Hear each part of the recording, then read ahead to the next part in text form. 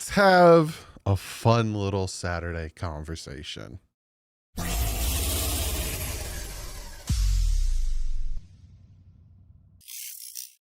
What is up, Finn fans? Hope you guys are having a fantastic Saturday. Like I said, I've been having conversations with people, and it really sparked this idea of a video in my head that I wanted to sit down and talk with you guys. And obviously, Rich Eison has two videos or whatever that I want to react to. One being with a former NFL executive, Joe Banner, about kind of what the Dolphins front office direction looks like. And then he also kind of talks about Tua a little bit and what they could do with Tua, yada, yada, blah, blah, blah. Real quick, though, I do have to shout out today's sponsor, Sleeper. You get $20 free entry, no deposit needed if you want to try it out. Or if you're like, hey, man, I like it. I use the $20 entry. I like it a lot. You use the promo code DDW. You get 100% matched up to $100. Go check them out.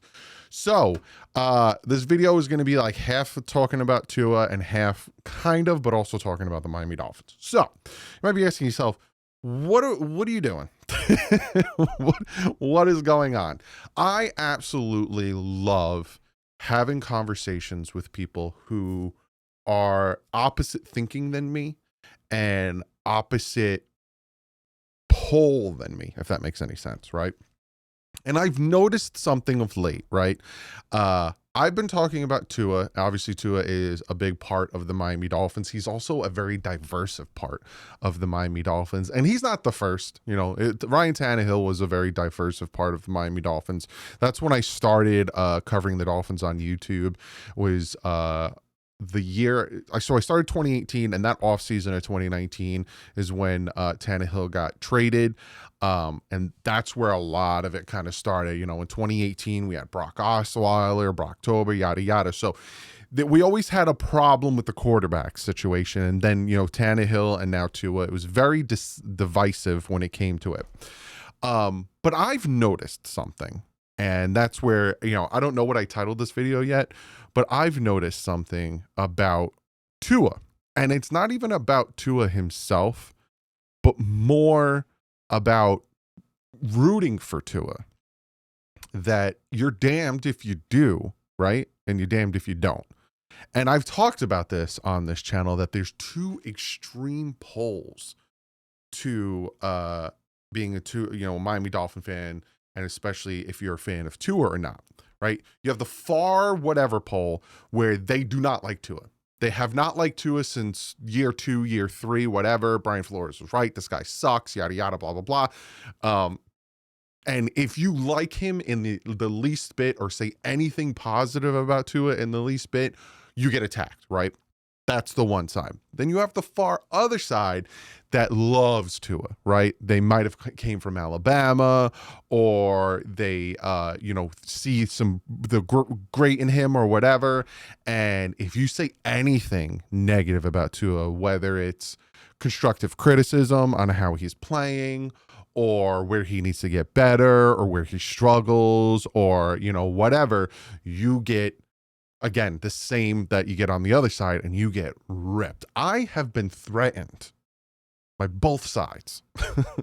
I have been threatened that they're going to, Tua Nears literally said, and you could go see it on Twitter, I retweeted it because it made me laugh so hard, that they're going to take me down. We're coming for you, us Tua Nears, right? And then I've had the other side threaten me as well, because I say anything positive.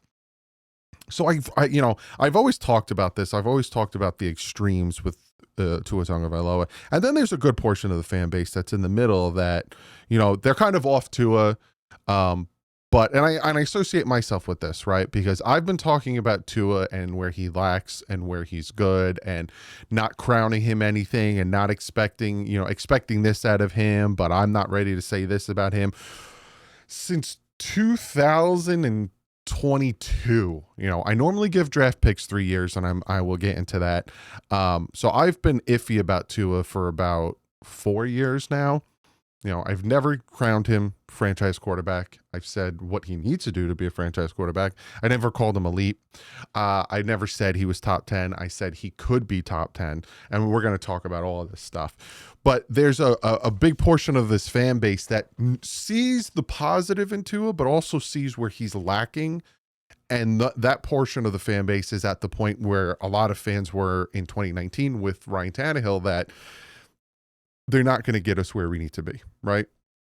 And it's time to move on. So it seems like the Tua era in Miami is about 90% over, right? There's that 10%, obviously, he might stay for 2026 because of the contract and all this other stuff.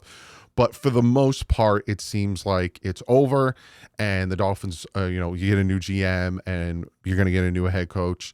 They're going to want their quarterback, and they're not going to want to be handcuffed to Tua. So, the movement's going to happen.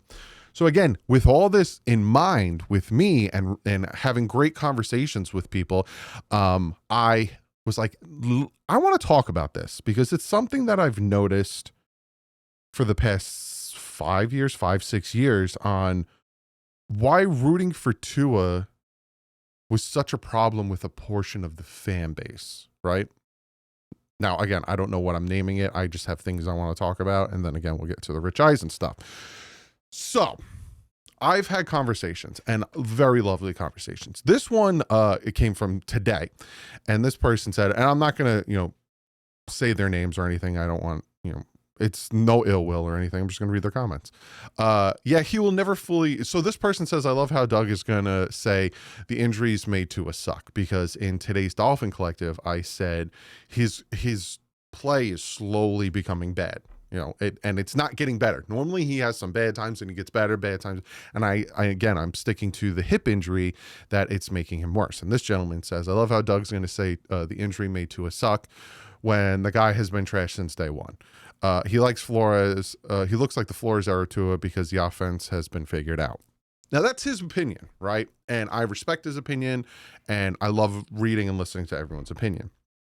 But even TD has come out and said, and TD is the biggest criticism of Tua, that Tua doesn't suck, but he's limited. And I've talked about Tua's limitation before he got drafted to the Miami Dolphins. Again, people pick and choose what they hear from me, right? So that gentleman says that. Someone follows up and says, yeah, he'll never fully say Tua wasn't it, even though I never said Tua was it. But again, he will even say the organization failed Tua. Kind of did. And we'll get to that. He panders to the Tuaneers like most channels, even though I get threats from said Tuaneers. But once Tua is washed out, those subscribers will roll out with Tua. Hey man, if it happens, it happens. That means they're not Dolphin fans, and so be it. Then, I will continue doing what I'm doing, and whatever quarterback comes in, if they bring in a fan base, they will come in. It is what it is. So there's that. So that conversation, again, that was today's conversation. And it made me laugh because, again, it's this whole, you said something positive about Tua, right? And wow, you're dumb. And you're pandering. And you don't know what you're talking about. Again, any positivity said about this guy, who is the starting quarterback for the Miami Dolphins, right? And I'm a Miami Dolphins fan. And I've said this a ton on this channel, that I don't give a crap who's that quarterback. I did it for Tannehill. I did it for Brock Osweiler. I did it for Chad Henne. I did it for Pat White. I did it for John Beck. I did it for Chad Pennington. I did it for Gus Frerotte. I did it for AJ Feely. I did it for Cleo Lemon. I did it for Jay Fiedler. I can go down the laundry, Dante Culpepper, the laundry list of quarterbacks. If you're the quarterback for the Miami Dolphins, I'm going to unbiasedly say the good things that you do, if you do them well, and I'm going to talk about the bad things you do. Obviously, I've only been doing this for 7 years. Oh God, I can't say those two words now. They've been ruined in it's whatever. So that's not something that's ever going to change with me. If the next quarterback does something well, I'm going to talk about it. If he does something bad, I'm going to talk about it, just like I did for all the backups. And I talked about, and I cheered for Skylar Thompson, and I wanted him to come out and do really well against the Seattle Seahawks. He just did it. And then this is from, I don't know what this is from. This person said, seems disingenuous. Me. Seems like he only came off Tua because he had to, but he still likes him. As a person, yeah, I still like Tua. I think Tua is a good person. As a quarterback, again, he's not going to get us where he needs to be. I don't think he's the worst quarterback in the NFL. If I had to rank him right now, I'd probably put him like 20. But yeah, you could still see him defending Tua in past episodes with empty stats. Okay. He even compared Drake May with Tua and said what the difference was when the answer is as clear as day. I never compared Drake May to Tua. And again, that's where we kind of get into people hear what they want to. I was talking about the New England Patriots this year and the 2023 Miami Dolphins. I never once said Tua and Drake May. I talked about the Patriots, and then of course people will then take it and make it about the quarterbacks when I'm talking about that the Patriots only beat one good team so far this year. And in 2023, the Miami Dolphins only beat the Dallas Cowboys. Never said Tua nor Drake May or compared the both of them. He just comes off fake. Hey, if you think I'm fake, so be it. I am who I am. Some people hate my laugh on the Dolphin Collective. I get a lot of hate. They're like, stop with the fake laugh. That's my laugh. I'm sorry. The only time he seems authentic was when he reacted to them, which was good. But like you said, you can't blame them because he's always defends Tua and starts listing how Tua's stats looked without the picks. And again, people hear what they want to hear because Omar Kelly said, and this is a part of the clip where I call them judgy bastards, talks about how Tua needs to bring his game back up to being ranked 15. And I brought up Tua's stats and how they're already 15th, and this is the best you're going to get at him. I don't think he'll be better. And the reason why his stats are so bad is because he's throwing interceptions, which he needs to stop doing. It's literally what I said. You can go back and look at it because they clipped it. But again, this person, because he always defends Tua and starts listing how Tua's stats looked without the picks. People just pick and choose what they want to hear instead of listening to the whole thing. And again, that's where it comes into this whole, you can't say anything positive about the guy, right?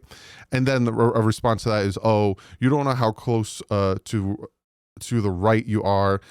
It pains him to act like he's over Tua, but yes, you are correct. It's only because he has to.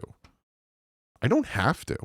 I can continue to be like, Tua's going to do it, but that's just not it.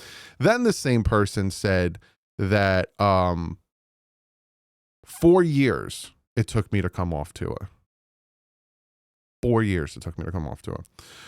So again, this is where this whole idea for this video came in, because you say anything positive about Tua Tagovailoa, and it's like you talked. I can't even bring up such an extreme, and you get so much hate for it, and you get attacked for it. Now, again, there's the other end of the spectrum, which I also get. So it's like, I don't know what I want to name this video. Again, it might be like why whatever Tua is such a problem, but it is, right? Because I have been the same for every draft pick, right?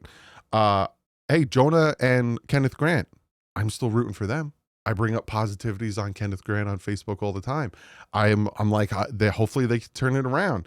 Jalen Phillips, you guys know I love him. You guys know I bring up the fact that if he never got hurt, this and that.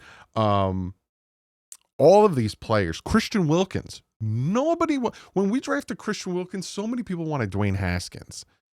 And Christian Wilkins, his first year wasn't like lighting it up, and I defended him, and I talked about how you shouldn't expect much from defensive tackles, and you got to let it develop, and this and that. And I didn't get any of the pushback that I get for doing the same exact thing that I've done for Jonah and Kenneth Grant and Christian Wilkins and Jordan Phillips and Chop Robinson and Austin Jackson. And you can name all these draft picks that I have given them time and given them 3 years and talked about the good, but then bring up the bad, but said like, hey, let's give this guy more time. Let's let him develop. Let's see what he can do down the road. Let's not throw him to the wayside after 2 years. I don't get any crap for those players, but there's something about Tua Tagovailoa that I've said the same exact thing. You can go back and watch me talking about picking up his 5th-year option. Go back and watch me doing my prospect videos about his injuries and how it scares the crap out of me and how it's going to cut his career down the hip injury. Go back and watch all of my expectation videos. Go back and I can give you a laundry list of videos where I have been equally as critiqued him as I've said, but there's good there that we can build off of. I say the same thing for every draft pick. I give him 3 years and I'm like, let's give it time. I've been saying it for Jonah and Kenneth Grant. You can go on my videos and my Twitter. I'm like, guys, are we really about to say these guys are busts after half a season? But for some reason, Tua is just, and I don't know what it is. And maybe it's because there's two ends that are fighting each other. Maybe that's why, because Twitter is bad at it, right? There is a bunch of people on Twitter that I've gotten blocked. I've gotten called a racist. I've gotten called all these things for saying anything about Tua's interceptions or his play or anything and the bad aspect of it. And again, on the other end, I've gotten unfollowed and I've gotten, DM'd and all this stuff. And I've read you some of the comments of people who just hate if you say anything positive about Tua. And I think now that I'm sitting here verbally talking about it, I think it's the reason the problem is it's these two extremes and they are just butting heads. And then you have the people in the middle that are getting caught in collateral damage. I honestly think that's what it is, because these other first round picks that I've talked about don't get that, right? Like Jalen Phillips was injury prone and I don't get as much pushback and hate from one side or the other for being a huge fan of Jalen Phillips. And I expect him to have 7 sacks for the rest of the season with the Philadelphia Eagles. No one has blinked an eye at me saying that this man is going to get 7 sacks for the rest of the season, putting his total around 10 sacks with the Philadelphia Eagles. No one has said anything to me about that. And I honestly think maybe it's because, again, it's these two extreme sides fighting with each other and us getting caught in the middle and collateral damage. I think that's what it is, in all honesty. And again, I have no hate towards anybody. I love having conversations with both sides because you learn a lot, not only about the people, but about their thought process and where they see things. Like Mo, I'm pretty sure he's going to be watching this. He is a huge critic of Tua Tagovailoa. And I like to pick and dissect his comments, because sometimes he says extremes, like he can't do this, he won't do that. And for some reason, that's like my pet peeve, when people talk in such extremes that are false. Like if you say something blatantly false, I have to like fight the urge to correct you. Well, Tua can't lead a comeback. And it's like, he did. Down 21. But then you say stuff like that and it's like, Tua near. It's like the body snatchers where you just stand there and they start screeching at you. So, I guess I get it now that I'm talking to you guys about it, how it's these two extremes that are fighting each other. I'm hoping once Tua is not here, because again, if it's not this offseason, it's after, maybe things go back to normal and people stop being so angry and stop being so attacking for wanting to root for your team, and actually listen to people's assessments, because from jump, I have talked about Tua's inconsistencies, Tua's limitations, and all that stuff. But at the other end of the spectrum, I've also talked about how the front office didn't do him any favors, but I've also talked about how the front office didn't do Jalen Phillips any favors, essentially constantly dropping him to coverage, how they're not helping other aspects like the run game. Like I've talked about it as a team, but again, it's all comes back to Tua. So hopefully that explains it. hopefully I explained myself a little bit. I'm not going to go into full detail on my thoughts and opinions on Tua. I'll do it at the end of the year. But if you don't know it by now and you think I'm fake and you think it pains me to say these things, I've been a Miami Dolphins fan for 33 years. A lot of things pain me, but talking about quarterbacks don't pain me because I've been through, what, 20 something, 30 of them. It is what it is. But, I know who I am. I've said what I said, and it's all there on the internet. So I've never called him elite, never called him a franchise quarterback, and never called him top 10, even though people like to say I do. And one person said he could do no wrong. In your eyes, he could do no wrong for 6 years. After the 49ers and Chargers game, I made a whole video about what's wrong with Tua. I talked about after the Buffalo game, his rookie year, about throwing the interceptions. I talked about the Tennessee Titan game. I talk about his problems. So I felt like this was more about me defending myself. It's not. I kind of just really wanted to figure out, like, what is causing such anger in this fan base from two sides of a spectrum. And I think it's because they're going after each other. But maybe once he's not here anymore, and I do think he won't be here. I think the Dolphins, depending on who the GM is, and hopefully Stephen Ross will allow the person kind of to just open it up and do what he wants and gets the right head coach. Maybe they make something work and trade Tua and send him on his way to another team to do whatever he needs to do. And watch him do what Ryan Tannehill did, or watch him disappear like Chad Henne, like all these other guys. I don't know. But that's my spiel on that. Let's get into what Rich Eisen and John Boehner had to say about the Miami Dolphins front office. All right, so there's three teams that I'm interested in hearing about your opinion about where they are and how they can move forward. And let's start with the Dolphins. You just referred to them, Joe, and I believe you are there in the Sunshine State. So what do you think their options are now? They bounced Chris Greer before the trade deadline. They trade Jalen Phillips away. Jalen Waddle is still there. You mentioned Tua's contract. There's a coach who's still under contract. We don't know what the future. Walk me through, read me the tea leaves of what you think the Dolphins have done and what their options are moving forward here. I'm concerned if somebody's rooting for them. Listen, the owner really has. Wait a second.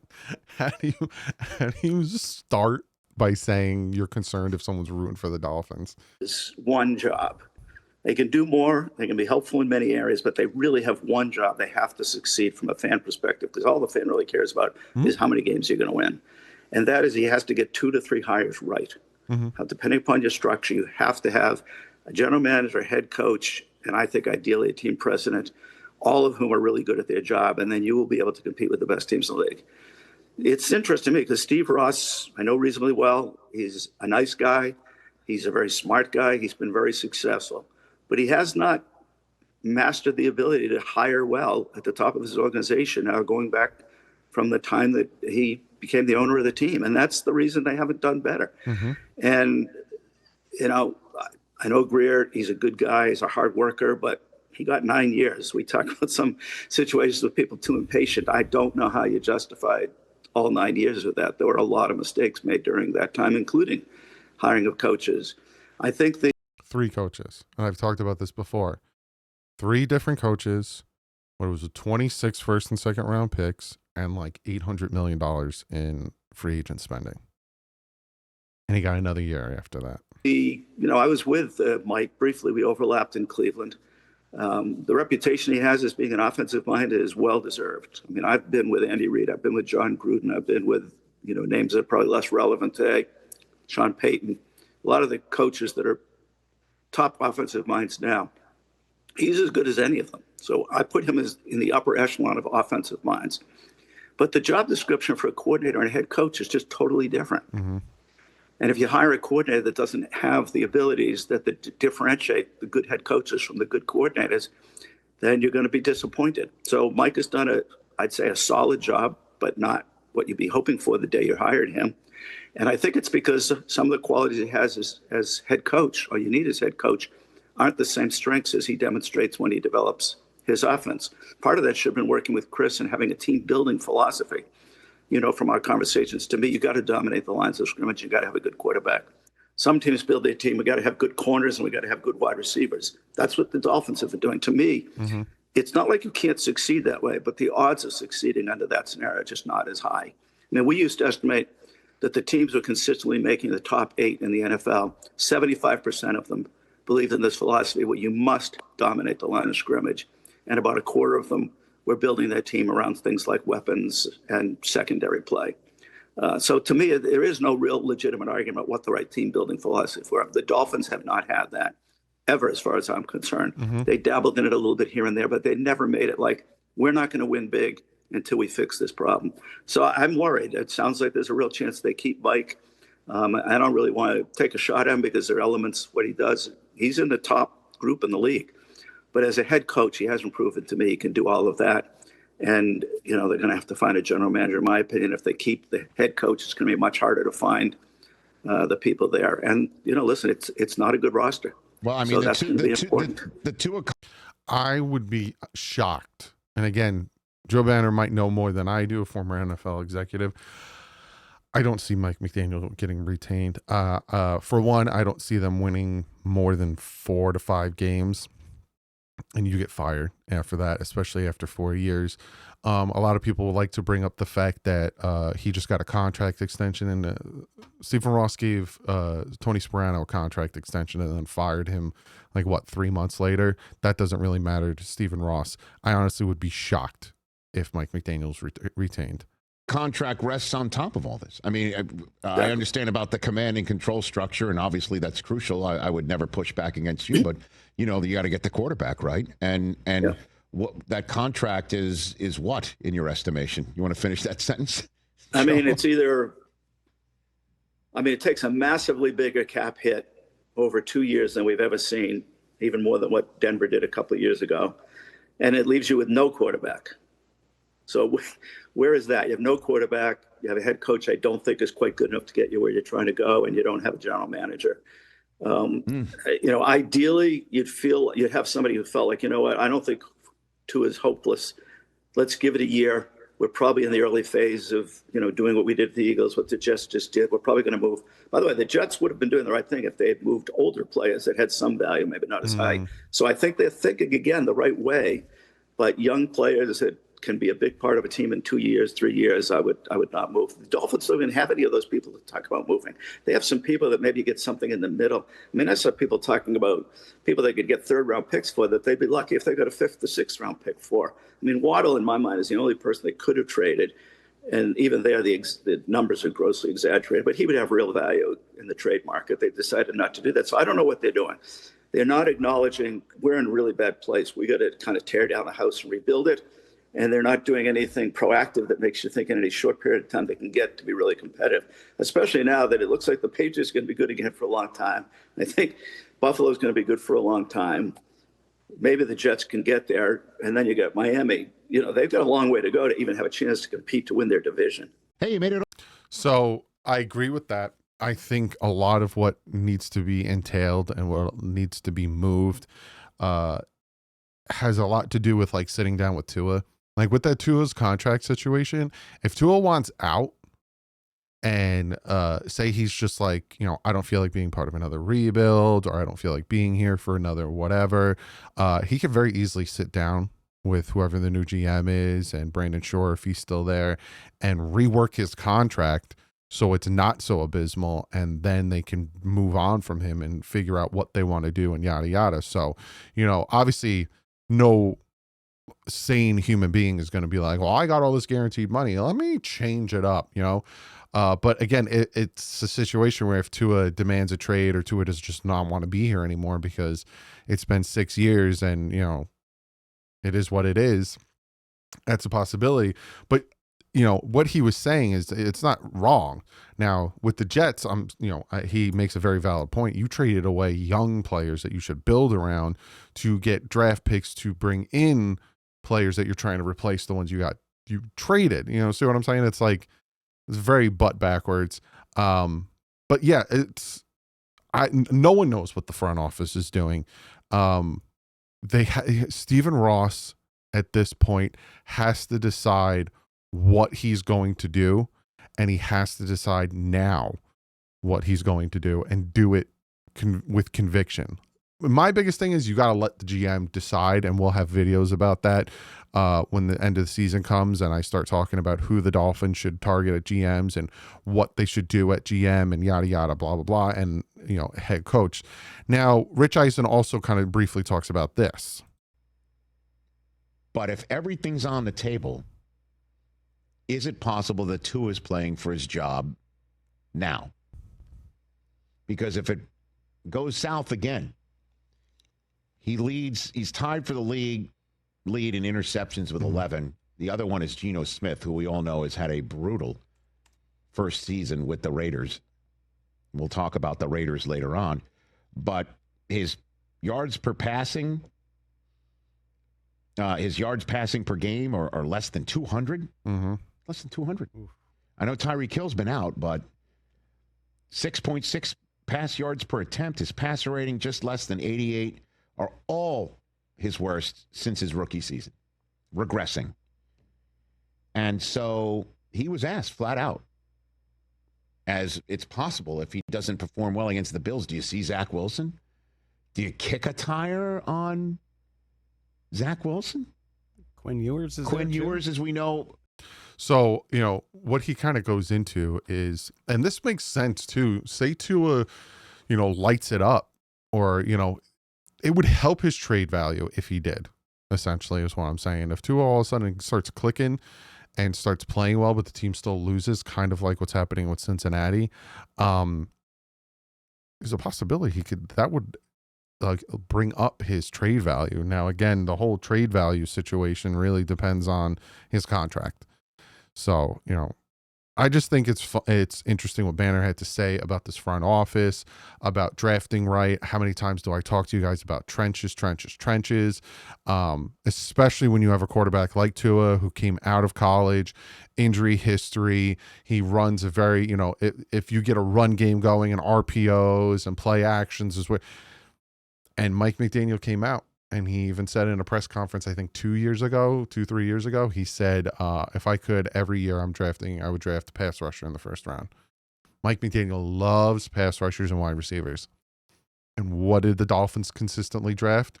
Jalen Phillips, Chop Robinson, Jalen Waddle. You trade for Tyreek Hill, pass rushers, wide receivers. Bottom third in the NFL in using draft cap, or third worst in the NFL over the past 4 years, using draft capital on offensive linemen, and third worst in the NFL in the past 3-4 years using cap space on offensive linemen. Trenches. And this year they tried to do the trenches, and it's just not working because you got James Daniels and Austin Jackson who are hurt. Comment below. Let me know what you guys think. I'm interested in what you guys have to say about the first half of this video. I'm interested to see who says what and all that good stuff. I want a nice open dialogue. So please don't go attacking each other if you're for or against Tua. I really am interested to see what your thoughts and opinions are of what I had to say in the first half of this video and what you have to say about the second half of this video. Well, on that, I will see you tomorrow, 1 o'clock, Miami Dolphins hosting the Bills. We'll see how that goes. Like usual, stay classy and fence up.